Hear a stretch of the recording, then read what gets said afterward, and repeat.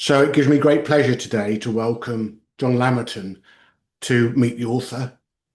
John and I have known each other for, I think, good 15 years, John, wasn't it? Oh, I 15 think years it's ago, we probably were on the a few Entrepreneur years Circle back. with Nigel Botterill, Absolutely, yeah, 15 and we years. used to meet up once a month in Plymouth to share the ideas of Entrepreneur Circle. Since then, John's gone from strength to strength, and today we're going to talk about John's fifth book, The Retention First, that everybody can see here. And John and I are going to have a conversation about his book, and we'll go through certain questions to actually understand why John wrote the book, what are the benefits of the book, what are the key takeaways, and basically what we should implement. So, John, to start with, unlike most people on here, obviously I know about you, but to for the audience to understand your journey, where you come from, and what you're looking to do, and what you have done, perhaps you could explain a little bit about your history. Yeah, definitely. Thank you, Paul. So I started an internet marketing company 26 years ago. There were only three main challenges that I had starting an internet marketing company. Number one, I'd never run a company before.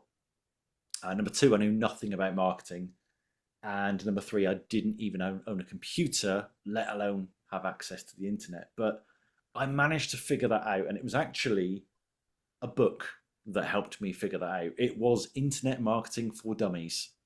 If ever a book title was made for me at that time, it was Internet Marketing for Dummies. So I picked up this book and I read the book and I followed the instructions. Hey presto, I launched my internet marketing company. 9 months later, I earned my very first check for £13.51. So that was a really, really successful business. I'm sure you'll agree. 9 months work for £13 And I 51 suspect you pence. can remember who that check was from, can I you? can. Do you know what? I really wish I'd kept that check. And I'm sure there are younger people watching this now thinking, check? What is this check you speak of? It's like a it's like a paper Bitcoin, basically, but far less valuable. I really wish I'd kept it. I would have framed it. But that proved the model to me. So 6 months, 7 months after receiving that check, I actually managed to quit the day job and go full time on my internet marketing business. So ultimately, what I did and what I continue to do since that day is I've picked up books, lots and lots of books. I know we've talked about our love of books. I've read the books and I followed the instructions. I've become a student of what works. I read something, I implement it. Some of it works, some of it doesn't. I keep what works and I throw away what doesn't. So, So I was always taught, John, that that's what we call the Chelsea doctrine. Chelsea in London is postcode SW3. mhm. SW3 stands for some will, some won't. So what? I've never heard that before. Very good. Yeah, it's as a result of that, I've ended up running 60 small businesses over those last 26 years. Um, about 10 years ago, so about 5 years after we met, I we left the day-to-day running of our main business, and now focus on the 1% Club, which is not the game show that's hosted by Lee Mack. We had our 1% Club first, a group coaching community for small business owners, basically for fellow students of what works. And as a member of the 1% Club, I can tell you there is great value in being a member and talking with you and Jason and learning from other people in the group. I think that's the thing I'm most proud of. When we first started the group, it was very much, it wasn't really a group. It was me and Jason teaching, learning, learn from the experts, learn from the people who've been there and done it and sold 25,000 t-shirts. Um, but now it is a group, and I say it's a bunch of smart friends who've genuinely got your back, really, really want to see you succeed, and have no ulterior motive other than to see you do better. And I think surrounding yourself with people like that, I mean, it's why we're talking now, Paul, isn't it? After 15 years, is because we chose 15 years ago to surround ourselves with positive thinking, like-minded people who, again, have got our backs and just want to see us do better. Yeah, and I think one of my mantras is a rising tide raises all ships. And I Mm. think if you're if you surround yourself with positive people, you cannot but be positive. If you surround yourself with negative people, you cannot but be negative. Yeah, And we've all got enough challenges and issues and things to deal with. So actually, we need to surround ourselves with positive people to get us in the right frame of mind to move forward. absolutely. So, what inspired you to come up with retention first? Because obviously, this is your fifth book, and obviously, and the other books are on various top business topics. But why retention first?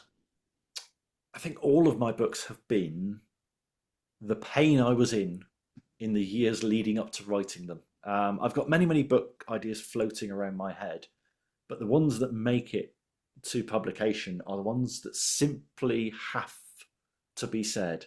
Um, I mentioned earlier the 60 small businesses that I've been involved in running, and in all of those 60 businesses, I was the marketing department, getting customers. That's my job. You know, give me. I open up this book with a line saying, "Like marketing's easy, getting customers is easy. Give me a sandwich board, a megaphone, and a boatload of promises, and I'll get you all the customers you'll ever need. Because I'll just make some bold claims, and I will shout from the rooftops. I'll paint it on the side of a bus if I have to. I don't know if anyone's ever tried that. No, I haven't. No. No, I wouldn't. I wouldn't suggest you do. It doesn't end well. Um, but keeping customers, well, that's difficult. And I always felt that that was someone else's job. So I go out and get the customers. And I felt like every week, every month, I would go out with my marketing hat on and I would fill up this bucket full of customers and I would hand it over to my customer fulfillment team, which is normally Jason or someone else. It sounds grand when I say it's a team. It's normally handing over to someone else. And then a week later, they hand me an empty bucket back and say, run out of customers now, John. Can you go get some more? I'm like, what happened to the ones I got you? Nah, we lost them. We need some better ones. And this bucket that I was handing over was full of holes. And all the customers that I was filling, and all the effort and all the work I was doing, and all the money I was spending, Google ads, on Facebook ads, on acquisition, was all just falling at the bottom. And it was that sheer frustration. And it did reach a tipping point. It was actually the 1% Club that led to this. March 2021, we had our biggest intake ever. And I thought I was a genius because look at all the new customers we've got. We've got twice as many as we normally do. Oh, if this trend continues, I'm going to be on a yacht in the Caribbean somewhere. This is brilliant. How? There you go, Jason. Here's a bucket full of customers.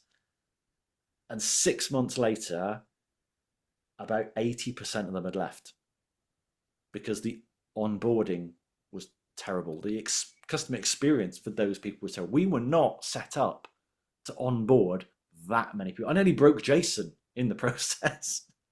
And Which would take some doing, I suspect. it would, because he's very much, you know, he will do Teflon, whatever it takes. Teflon is Teflon, Jason, isn't he? absolutely, absolutely, and he's bulletproof. But oh, I nearly broke him, and that was painful. And I think my chiropractor says to me on a regular basis, pain is a great motivator. It really is. It makes me do the exercises I don't want to do, but it also forced me to look at retention and to really, really think it. And I was working with a mentor at the time, and his thing was always getting and keeping customers. Oh yeah, we're all about getting and keeping customers. So right, we're really good at getting customers. Can we look at keeping some now? He went, don't worry about that.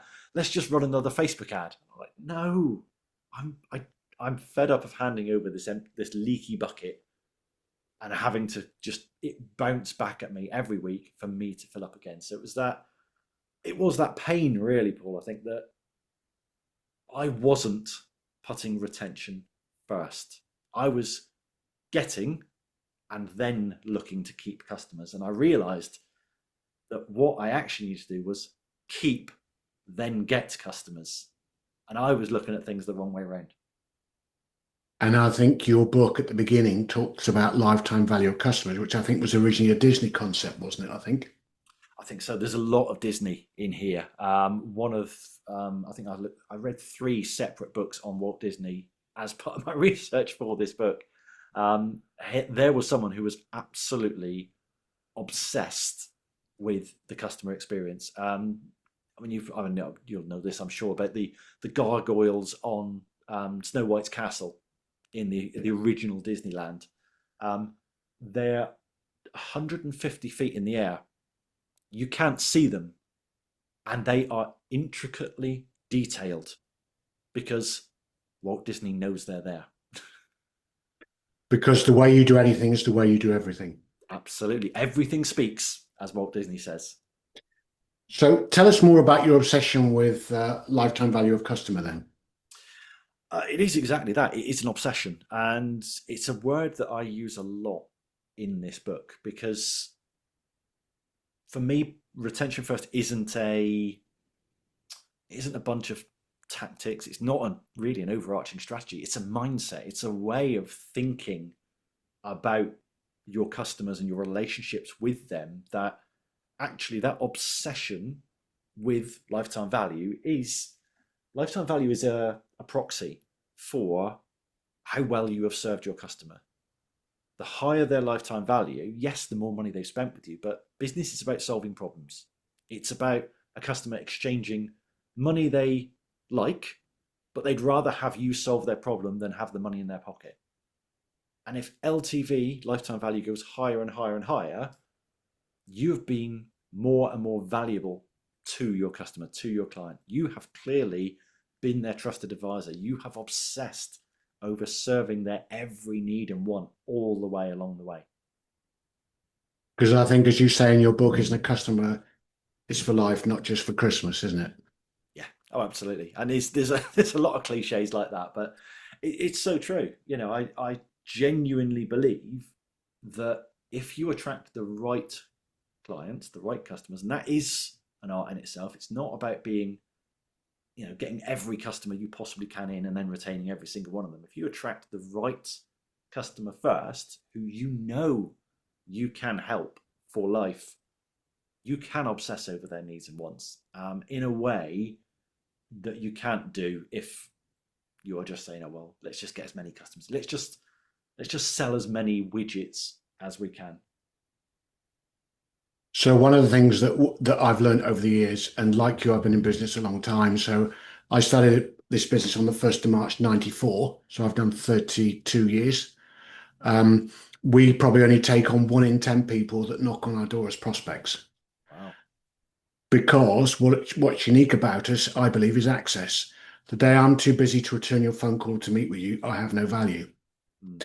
And the other thing I'm really proud of is that when I started this business, my ex-partners and I agreed that I would take over 70 clients out of a portfolio of 200 back then. Here we are 30 years later. I've still got half the 70 I started with. Ah, that's phenomenal. And that's not because I do everything right. I'd like to think I do, but I'm human. I'm not a robot. I'm not AI. I occasionally make mistakes. But what I think is if you adopt the mindset that the customer is first, retention is first, then you do everything you can to help that customer. And if that means that I've got to put my hand up and say, I've made a mistake, let me put it right at no cost to you. And you actually tell them that before they realize, because most people are not idiots. Most people know when you've made a mistake. They're not fools. Yep. So you've got to get in there first. And really, most people aren't worried about whatever excuse you make. They just want you to admit, yes, I've made a mistake. I can explain to you what happened, but actually that's irrelevant. The fact is it has happened. Let me put it right. Um, so in your view, what is a good customer relationship then? I think it is, if I was to sum it up in one word, it would be obsession. It is genuinely being your customer's trusted advisor. It's recognizing that loyalty goes both ways. We all talk about wanting loyal customers, but how loyal to our customers are we? I guarantee everybody watching this will have been at some point to, let's say, a networking event, and you're face to face with someone, and you've made a good connection. You feel, and we could work together, and then suddenly you just notice the person looking over your shoulder, looking past you to someone more interesting, to someone who, there's that guy who I know has got money. Ah, yes, I go and talk to him. And you can always see them saying, can you get out of my way? Because there's someone better I'd like to speak to. That is the relationship, unfortunately, many business owners have with their customers. Thank you for your business, Paul. Next. Right. So, yeah, thank you, Paul. I've done serving you. Next in line, please. And it should, obviously, yes, you need to get new customers as well, but that relationship has to go both ways, and it's got to be an obsession for me. You see, for me, there's always got to be a fat in the price that people pay, so that I can go out of my way to help them. If the transactional customer, so Mm. today I'm cheaper than the person on my right. Yep. Okay, I get the business. He's cheaper than me, he gets the business. What we're looking to do is we're looking to build long-term value for people, and that's by looking after them properly. That's actually by saying to them, yeah, as we said a moment ago about, yes, I've Mm. made a mistake. And also, one of the things that I've learned, I don't know if you come across the concept of glue, and glue stands for give little unexpected extras. Mm. So what you actually do is you surprise your customers with delight. You send them something that's unsolicited. To me, that is a good customer service and good customer relationship. Is that how you see it? Oh, absolutely. It's why you need to obsess over lifetime value, and it's why you need to know your numbers inside out, and it's why you need margin. I think very opening of this book, there's a case study of a chap called Ian. He's a property investor. He charges about 15% more than the industry standard. However, by doing so, he then has that extra margin which he gives back to his clients in terms of a greater decor, in terms of an onboarding process, in terms of a vetting process. That actually you can't just say, yeah, I'll have that HMO room, thank you very much. You've got to actually attend a 30-minute Zoom call with the director. You've got to have a walkthrough of the house. The existing housemates get to veto new housemates. No, don't want that person in here. He puts on pizza parties for them. He puts on summer barbecues. They have book clubs. House by house, they decide. And it's all just having that little bit of extra margin given back to the customer in ways they're not expecting. They're not signing up for this HMO to have a pizza party or to have a summer barbecue or to get a crate of beer on arrival. But when they do their onboarding and they mention that they're a fan of real ales and they're looking forward to sampling some of the ones because they've just moved into the area, and then they find a six-pack waiting for them in their room, that makes a difference. And there's several examples I talk about in this book where I've sent gifts to people, and we're not talking a bottle of wine, an Amazon voucher. We're talking something personal to them. So I sent somebody a plastic fireman's helmet, a kid's plastic fireman's helmet, which means nothing to most people, but to him, it means everything.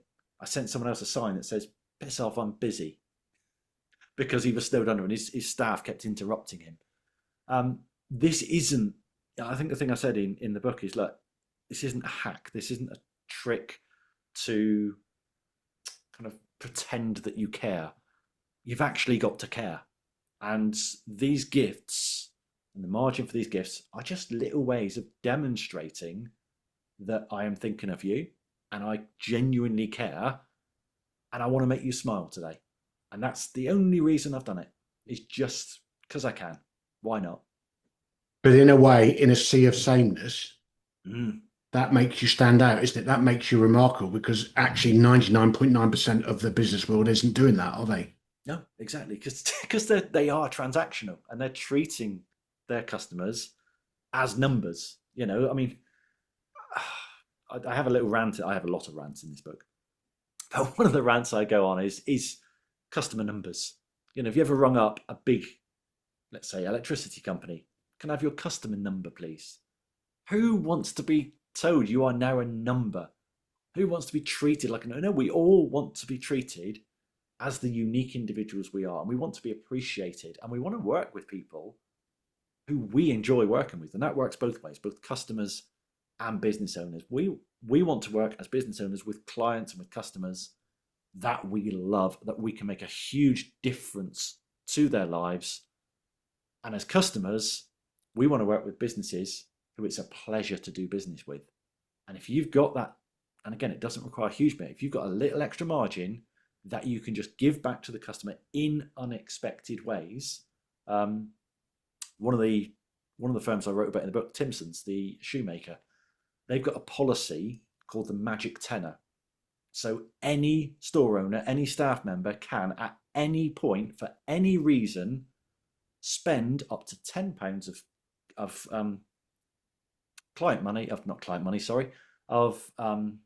business owners' money, just making something right. It could be, I don't know, there's an elderly person can't get in the shop. Right, we're going to pop these shoes in a taxi for you. We're going to send it home to you. We're going to get you some extra keys cut. You look like you could do a cheering up. Have a cup of coffee on us. And it's just, you've got up to a tenner. You can spend at any point. You don't have to spend it. And I make a lot of things in the book about the importance of variable rewards. If you get what you are expecting and what you feel you are entitled to, there is no benefit to any of that stuff. But if you get something that is unexpected, then suddenly, and variable, and you don't know you're getting it, like, wow, that's amazing. I feel so empowered. Yeah, and I think Ritz-Carlton has a policy of that, but theirs is more than the tenner, I think, isn't there? If you work at Ritz-Carlton, you can actually pay up to a certain amount to help some of your customers out, to get them out of sticky situations or to give them a certain extra thing. And actually, I think that's one of the other points, is if you actually trust your employees, trust your team, Yeah, then really they are the cold face. They are, on the shop floor, they are actually dealing with people. And basically, if you can't trust your team to actually spend a tenner wisely, then really, in my opinion, you potentially shouldn't be employing them. Yeah, exactly. It is that trust factor. And that I think is the main reason that people don't, because they think, oh, they're going to be giving away money left, right, and centre. And I think, yeah, again, is that you've hired the wrong people? Is that you don't trust them? Or is that you're a control freak? In your book, you outline there's various reasons why businesses lose customers. Would you like to share some of those with us? Yes, I think there's 6 reasons really. The fundamental, there's a problem with your product or service. Your product or service isn't good enough. I talk about the need for it to be Ron Seal good. Ron Seal's famous tagline does what it says on the tin. Now, I'm a marketer. Why, as a marketing slogan, does our product does what we claim it does? Why the hell does that work? It shouldn't work. The only reason that it does what it says on the tin works is because rival products don't do what they say on the tin. That's the only reason it works. So fundamentally, and the mindset I give on this is aligned to what you would get in a good restaurant. There's a rule in the kitchen at restaurants, certainly the good restaurants: never serve anything you wouldn't eat yourself. If I've actually seen that expanded. You would never serve anything you wouldn't serve to your children. Yeah, or I can't think who that was. Someone said, it was talking about advice, I think, but it was like, you would give the advice that you would give your mum or your gran or insert loved one there. It is genuinely obsessing over that person. So yeah, fundamentally, problems with the product or service, poorly delivered service. So we said about meals. Well, Michelin star quality food that is served cold on paper plates loses quite a bit of its luster. Ain't really Michelin, is it? It's not exactly. It's more like the Michelin tire garage. Friction is another one, and it's a big thing. You will have heard me rant about friction a lot in the 1% Club. It's just making it difficult. We make it difficult for customers to do business with us. How many times have you tried to buy something online only to find that you've got to go through a process where you've got to fill in your inside shoe measurement? I've linked to there: shoe size, inside leg measurement, random hieroglyphics, choose a password. it's yeah, too much friction, making it hard for people. Um, And I think friction, especially in the current climate, friction also works to make it easy for people to pay you. yes, yeah. I mean, the example I gave the other day is, I mean, Amazon. I must reference Amazon so much in this book, and my first purchase with Amazon was £7.13. It was a PC game that I bought in 2001. I have since spent over £70,000 with them. That's lifetime value. How much is Jeff Bezos willing to pay to win me as a customer if he knows I'm going to be worth £70,000? Does he care how much margin he makes on that first PC game? He'd send it to me. He would pay me 300 quid to have that game if he knew I would be worth £70,000. One of the things that Amazon have done really well is removing friction. They've made it really easy. If we find a product now, I could whip my phone out, open the Amazon app, one click, I've bought that product. It's going to be delivered to my house tomorrow. I don't need to tell him the address. I don't need to put my card details in again.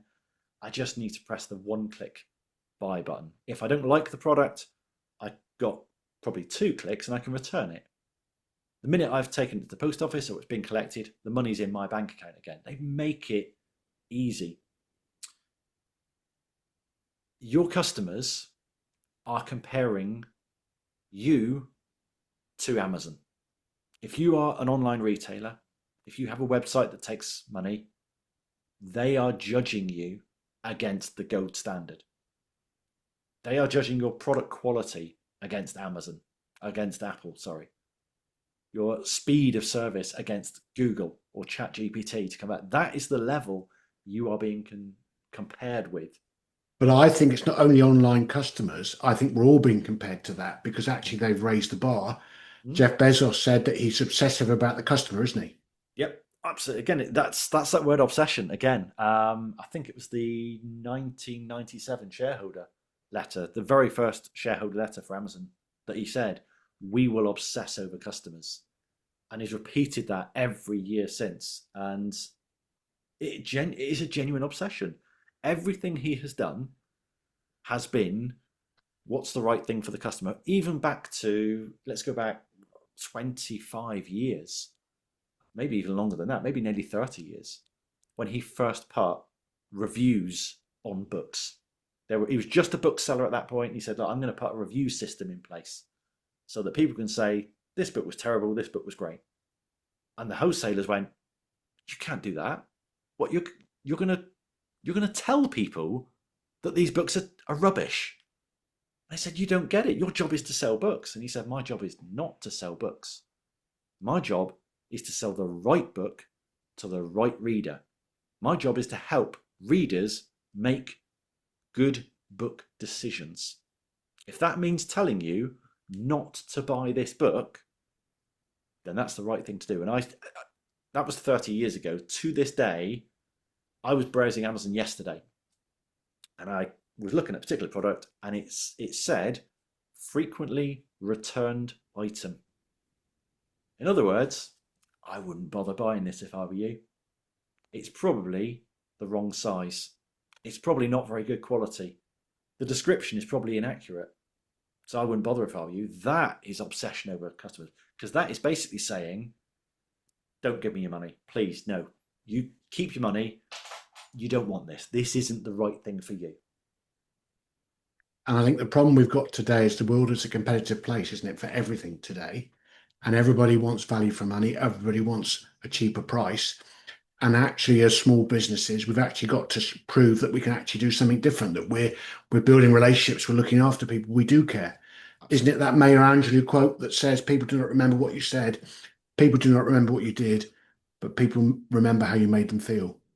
It's all about feelings because we buy on logic and we justify with emotion. Or is it we buy on emotion, justify on logic, is it? I think we make our decisions emotionally first, and then we justify with logic. That's certainly the what I found. So looking at these 6 reasons again, I'm concerned for viewers that they've lost chance of the 6. So problems with the product or service, poorly delivered service, friction, amnesia, How many times did we hear in the entrepreneur circle? It's not your job. It's not your customer's job to remember to do business with you. It's your job to remind them. Uh, Lack of deeper connection. Yeah, they don't really care about me. I am just a number to them. Um, Failure to adapt to changing needs. Um, we're all good at serving that client once, but when that customer has different needs, their needs change, failure to adapt to that. But that's not the biggest reason. I don't know if you remember this stat from the book, the 68% of customers who left, and this was a study of thousands of transactions. So customers who had left firms were surveyed and said, "Why did you actually leave?" Um, did you remember this one from the book, Paul? Perceived indifference. Perceived indifference. It appears to me that company don't care about me. They are indifferent to me. That is horrible, isn't it? More than 2/3 of clients are lost because they feel you don't care about them. Well, they feel unloved, don't they? Yeah, neglected, ignored, overlooked, Mm, not obsessed over. no. And that's why that I want to come back to that word obsession, because if you obsess over your customers, you genuinely obsess over them, none of those guys are saying, they feel indifferent about me. So coming back to amnesia, one of the things that I learnt and implemented as a result of being a member of the 1% Club is we do a monthly newsletter, which is one pages that goes to my client base, which is about 200 people. The first month we had a 59% open rate. Wow. And what I've further tweaked that is I put a Paul's joke of the month type thing in there. And people still get it. And they still read it and they still open it. And I think isn't that wonderful? Because out of sight, out of mind, Yeah. your words amnesia. If I am looking to buy your product and you remind me that you offer that because you keep in touch with me, then invariably I'll come to you, because we all get inundated with so much advertising, so much social media, so much promotion, that basically it's hard for us to remember some of those relationships, some of those people that we deal with. So we've actually got to remind people, which comes back to your amnesia. Yeah. Um, the other thing in your book, you talk about friction goggles, and really that terminology, that phrase really resonated with me. And I just wondered whether you would like to explain where friction goggles come from and what you actually mean by friction goggles. Yeah, definitely. So it's completely pinched from Roger Dooley's book, which is called Friction. Fantastic book. And Roger opens the book with a little fable about two corporate executives working a weekend because their boss has given them the task of making shaving 10% off the customer service budget. And so they're there. Well, what we could do, we could put a phone tree in place. We could put some FAQs up. We could get rid of 3 of the members of staff from the support team. And they're looking at ways to just make serving the customers less expensive. They go into the big boss's office and they go in the safe. For some reason, they need something at the safe. And as they go in the safe, they notice this dusty old box. Imagine something from like Raiders of the Lost Ark. A little bit of light suddenly shines on this, dust particles everywhere, and they go, "Oh, what's this?" They open the box, and sure enough, there's an old pair of like Biggles style goggles there. So they stick these goggles on, and they're magic goggles. And all of a sudden, these goggles enable these two corporate executives to actually see the friction that they are creating and that their company is creating everywhere.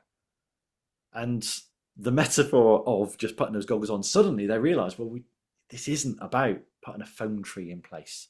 Why don't we go upstream and fix the problem with the product or service so that customers don't need to come and ring up our support team? If we actually fix the problem in the first place, what about if we actually gave them the tools that they need, that they're no longer coming to us? What if we asked our support team, what are the most commonly asked problems? What are the main issues that customers have? And we fixed those issues.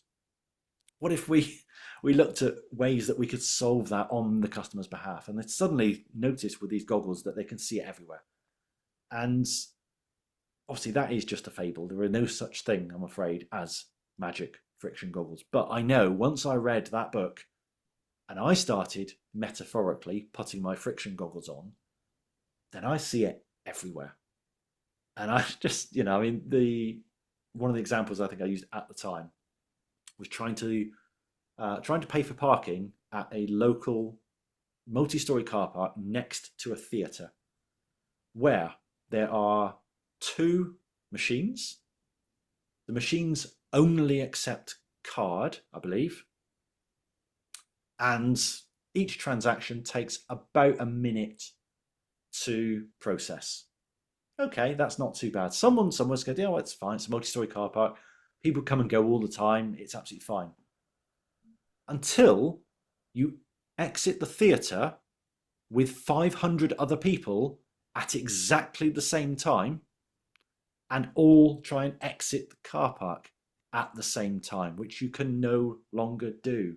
And there's just so much friction there. And suddenly you notice it everywhere. You're like, why doesn't this work? Just the other week, I sent a charity link to someone who went, donate button doesn't work. I was like, what do you mean it doesn't work? Oh, sure enough, it looks like a link, but it's not a link. It's just an image. And we have all got this in our business. I still have friction in my business today. We go hunting for it. We put on our friction goggles and we go looking for it. You don't need to look too hard, though. Because that's the same old thing that we need to walk a mile in our customers' shoes, isn't it? It is. And the minute you do that, and it's, all right, we've all got the curse of knowledge as business owners. We all know how things should work. And I've had this discussion so many times with my team, and I've gone, well, this doesn't work. Customers are failing to do this. They don't know what's going on here. And like, well, all they need to do is scroll down, go to the third link, not the second one or the fourth one, but the third link, then log into their account first. If they do it second, it won't work. And they're just creating this barrier of, if they do this exact path, it will work. I said, yeah, but they're not doing that. Did you ever play the game Lemmings? I think I did, yes.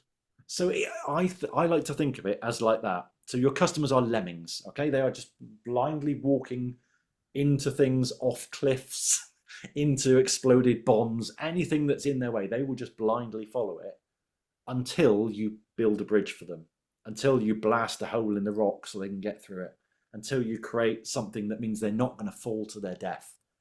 And unfortunately, there is so much friction out there that it's causing people to look for an easier solution. If doing business with you is hard and someone else offers to provide the same product or service but be a little bit easier to deal with, no, you don't have to phone me up.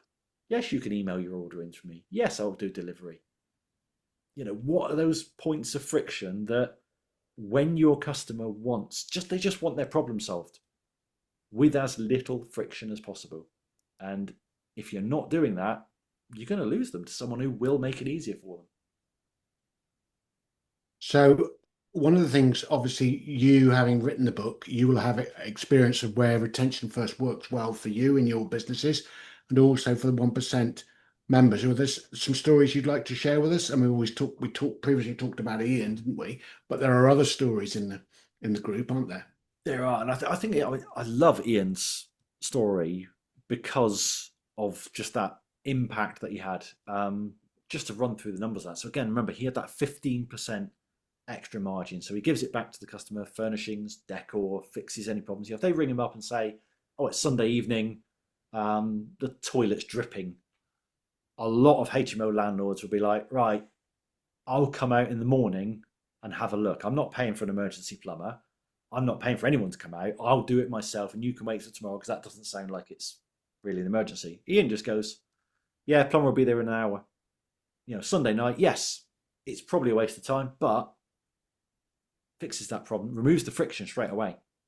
What else does he do? Pizza parties. Oh, grandfathering prices. He doesn't put his prices up for existing tenants. New tenants that come in, they pay more.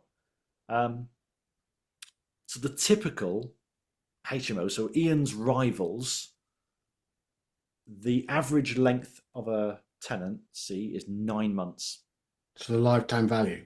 Yeah, yeah. So 9 months, average payment is about £550. Lifetime value about 5 grand. I wasn't. I thought you were worried there as an accountant. I was just going to ask you to do these numbers on the fly, weren't you? Yeah, I was, yeah. Thankfully, I've got them written down here in front of me. So Ian's average tenancy is 21 months and rising. He's also got that extra margin, so he's charging about 650, 675. His lifetime value is more than £14,000. That's almost treble the lifetime value. And really, all he's done there is charge the customer 15% more and then give it back to them. And I think there's also a story in the book, isn't there, that someone that relocated away from the town where the present HMO was and went to a new location, and they actually waited, I think that's the message from the book, waited for a vacancy to arrive in one of Ian's HMOs in the town they were moving to. Yeah, absolutely. They were in one of these on the northwest coast and went down to the south coast, literally hundreds and hundreds of miles away. And they just said, "Oh, don't suppose you've got a property in this town?" He said, "Well, actually, I have. Right, I'll have it." And he didn't even look at the property. He just went, "I'll have it," because he knew what to expect. He knew he was getting consistency. He was getting reliability. He was getting a friction-free experience from someone who is obsessed over giving him the best housing experience that he possibly can. And that's just a wonderful story and a wonderful testament to Ian's service, Ian's business, and what Ian does, isn't it? And how Ian is. Absolutely. Absolutely. And again, but a lot of that is mindset. And it is that retention first mindset of first and foremost, we're going to keep the housemates we've already got. Most of his rivals, those guys who've got an average of 9 months, go, right, that room's full. Don't need to worry about that room until they leave. And then I'll need to worry about filling it. Ian thinks that room's full. I need to keep it full. It's just a different way of looking at that same problem. His obsession with the customer. Obsession, absolutely. I'll give you one more example, also from the 1% Club. Stephen Gibbons. So Stephen, when he first joined the 1% Club, he had about 15 clients, and he said, "I want to get to 20. If I get to 20 clients, more clients, more revenue, more profit, happy days." We eventually started talking to him about the quality of the clients that he was working with. So after, where are we now? We're coming up for 5 years we've been working with Stephen now, and he's now at, drum roll please, 16 clients. So Wow. one more client. However, he's almost doubled his business because he's turned over those clients. He's optimized and improved those clients. And the thing that Stephen's done that I talk about in retention first is he's created a league table. He has ranked his clients from best to worst, not just on lifetime value or how much money they're worth, but how enjoyable are they to work with? Do they actually follow our processes? Do they pay on time? That's been a big one for several clients, I know. Are they prestigious to work with? Do they work in the sectors that we love working in? And he just applies those scores to each of those criteria. And it won't surprise you, Stephen's an accountant. He's got a spreadsheet, puts them all in the spreadsheet, comes up with a total, and there you go. Bit of ranking. You've got a league table. Now, what that enables him to see is not all clients are created equal, because you have got some fantastic clients who you love to obsess over. And then you've got some clients who you wouldn't be upset to see them leave. And so all Stephen did for a couple of years was look at the relegation zone of his league table and go, right, we need to find some better clients than these. We either need to improve these clients, and that may be a little bit of training, it may be a little bit of getting to know them a bit better, improving the relationship, or it may be moving them on. And although we have a retention first mindset, I do say not every client should be kept. Some clients you need to let go, create the space for a better client. And I think Stephen's now at the point where if he looks at his league table, he's contemplating not putting relegation in because he loves everybody on there and he's got a fantastic client base. But what that actually does, much like we talked about earlier, is it's much harder to become a client of Stephen's business because you've got to be better than the bottom person on the league table. And that bottom person is bloody good. So have you read a book by Paddy Lunn, The Happiness Centre Business, who was an Australian dentist? Okay, I haven't read that one. No, so what Paddy would do is that he didn't advertise. Mm-hmm. As a client of his, you had to refer people in. And unlike dental surgeries in the UK, when you go in and there's a grotty old carpet, or there's the last 3 years country living magazines, he actually created your own dental nurse that you would go in and in like a sitting room and have a proper cup of tea with bone china cups and saucers. You'd also have biscuits, which were sugar free, and Yeah. also your dental nurse would look after you. And basically, he didn't advertise. So Paddy was on the Yellow Pages. I around when Yellow Pages was around, he didn't have anything in Yellow Pages. Didn't have any signs, and it was created more of a country club feel. Mm. So that basically it's exclusivity. The other thing I would say is that when I first started out 30 odd years ago, I always used to think any client was better than no client, square pegs, round holes. Yeah, yeah. And what you learn over a period of time that actually they're not, your words, all equal. So we, as a firm, we have what's called a magic wand list. And basically what the magic wand list is, if anybody that the team feel isn't appropriate as a client of ours, they've been rude or been late, whatever, they go on this list. And then what we actually do is when the time is right, we will invite them to find happiness elsewhere. I love the framing of that. We invite them to find happiness elsewhere. And it's quite refreshing, and it's a good sign for the team Yeah, because they know that you're looking after them. yeah. Um, so we've spoken quite a lot going through things in your book. Is there anything else that you would want to share with people about your book? I think predominantly I'm going to keep coming back to that word obsess because this is a mindset shift. It is about genuinely putting existing customers first. We've all been part of that world where you've worked with companies that have just they've focused on that new customers. That we've all seen offers new customers only. Sorry, we're going to charge you 3 times as much as a new customer just because you're loyal, just because you've been with us for a long time. This is about genuinely thinking about how can I obsess over the customers I already have. How can I grow my business? The one bit of research absolutely blew my mind when I was doing this book. It comes from a guy called Frederick Heinrich. And Heinrich? Yeah, I think so. He was the creator of the Net Promoter Score when he was working for Bain and Company. And he wrote a book called Loyalty Rules was his book. And the research that he did for Bain and Company, which was, again, looking at companies who had invested in retention. They'd done some of the strategies, some of the tactics that we talk about in this book.